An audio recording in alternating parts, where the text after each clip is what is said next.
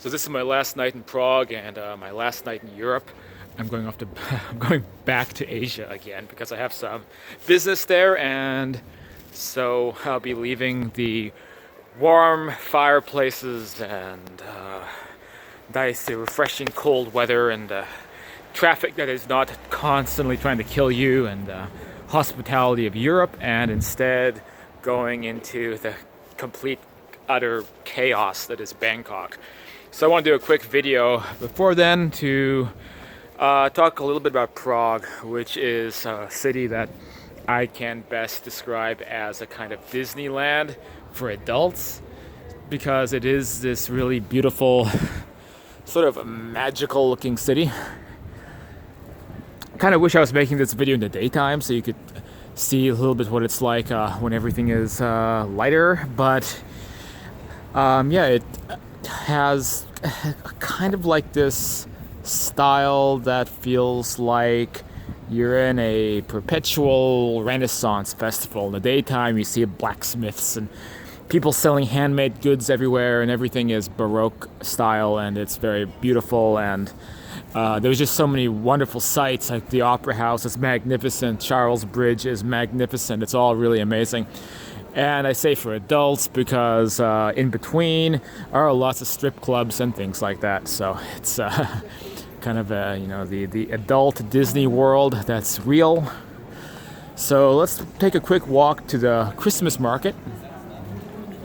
And I'm happy that we can go to the Christmas market because it's January 5th, and I thought I was going to miss out and not be able to enjoy the Christmas sights, but they don't finish the Christmas decorations until the 6th, and so I've been able to hang out at the Christmas market. Maybe we'll buy some hot mead or hot wine. That's kind of the famous thing to drink in Prague. It tastes great. It's another one of those kind of medieval drinks, hot mead. So we'll look for some vendors. And yeah, so let's go ahead and go in that direction. So we are in the old town, like many old towns in Europe, except it's just a little bit more magnificent in Prague. I will say a couple little complaints. Prague is very, very touristic, and any city that has incredible amounts of tourists, whether it's Prague or Bangkok, you kind of feel like locals don't really have a lot of patience, because it's just kind of like you're a cash machine. You're there to get to put money in the tourism economy. Then they don't want anything to do with you. Then they want you to get the hell out of their country. And I can't really blame them, because when there's this many tourists, I mean, that's kind of what happens. One of the reasons that people seem so warm and friendly, I think, in Kiev, Ukraine, is because Kiev is not really on the tourist circuit. I mean, there are tourists, but not so many.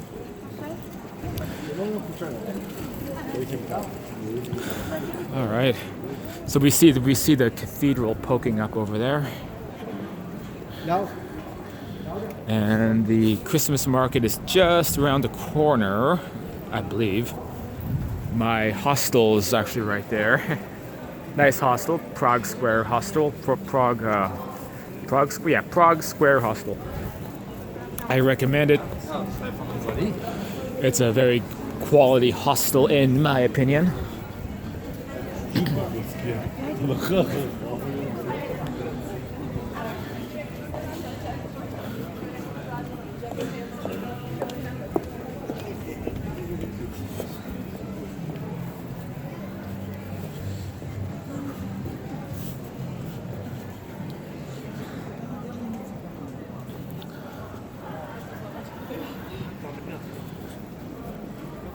It's a Prague candy shop. No, I think there's another Prague candy shop which does not sell candy, if you get my drift. But this is the shop that sells the actual candy.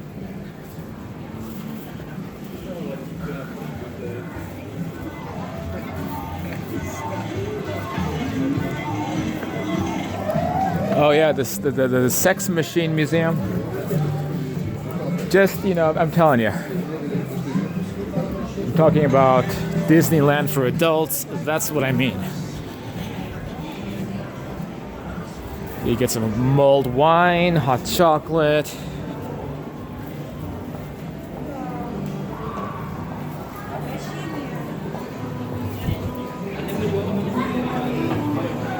So we're now coming out into the main square, and we're about to see the astronomical clock, the oldest functional astronomical clock in Europe,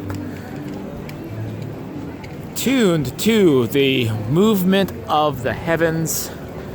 Everybody gathers around this clock all the time because at a certain time each day, like a little skeleton pops out. And it's a big deal, but it's also a bit underwhelming. Anyway, I love this clock. It's kind of steampunk. And it's just, you know, it's pretty awesome. You have to see for yourself. And next we have that beautiful luminous Christmas tree. How much time do I have left? We don't have so much time left. So maybe there's not much time left for to get the hot wine. So let's just take a look real quick at the Christmas market. Beautiful lights of Prague during Christmas time. We have the Gothic cathedrals overhead and that huge, really beautiful Prague Christmas tree. And of course the Christmas markets, there's tons of stuff to eat. There's many merchants. Be careful about getting ripped off. I bought some very basic meal of some dumplings and bacon and sauerkraut, and it was like 10 euros. Here we are. So the main Christmas tree, the final day of Christmas, January 5th.